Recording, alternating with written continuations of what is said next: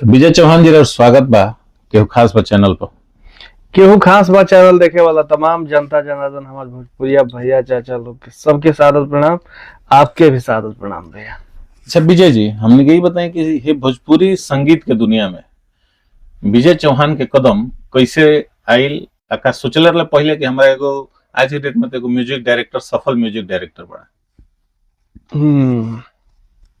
देखिए केहू अपना मतलब बचपन में तो ना सोच रहा कि हमार मतलब जिंदगी हमरा के कहाँ लेके जाए, कौने मुकाम पे हम जाए। बाकी एगो उम्र अला के बाद जैसे 10-11 साल के बाद 12 साल के बाद खुद ब खुद प्रकृति ओकर लाइन दिखलावे लगे।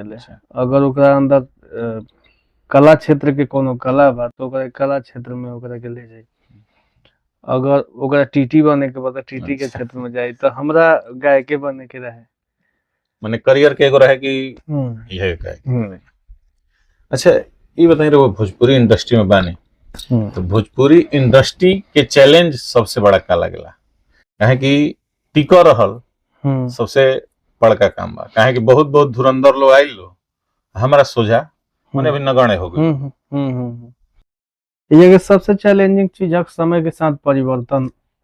समय के साथ अगर परिवर्तित ना होके, हम जैसे कि उदाहरण स्वरूप हम बतला सके नहीं कि पवन भैया के मान ली 1997-98 में एल्बम आई रहा खा गई लौट लाली। अच्छा तो वो मेरा वहाँ के म्यूजिक के लेवल कुछ अलग रहा है।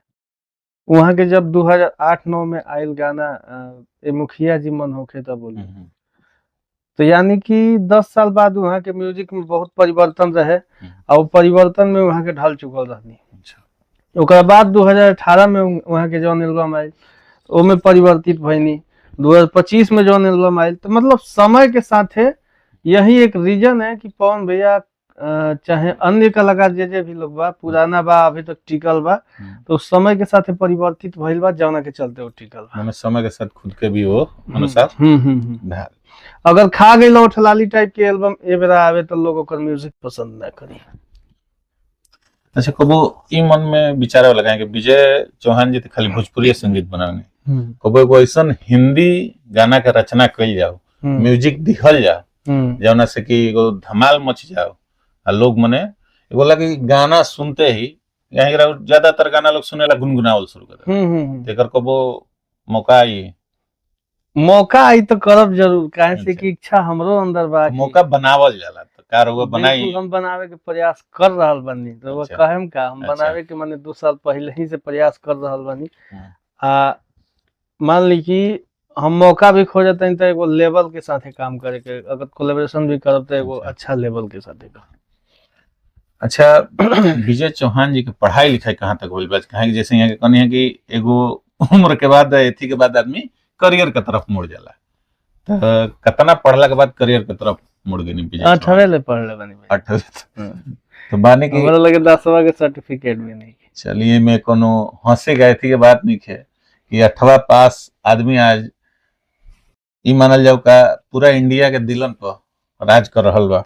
लेकिन सबसे बड़ा पढ़ाई इंसान के जीवन के अपना समाज के ऑब्जर्व कइल होला, ओकरा के अपना अंदर। मान ली कि हम अगर बैठा तानी कोनो बीए पास आदमी के साथ है तो ओकरा अंदर का गुण बा, ओकर शब्द कैसन बा, वो कौने लहजा से हमसे बात करता, ओकरा के आदमी अपना अंदर ऑब्जर्व करेला।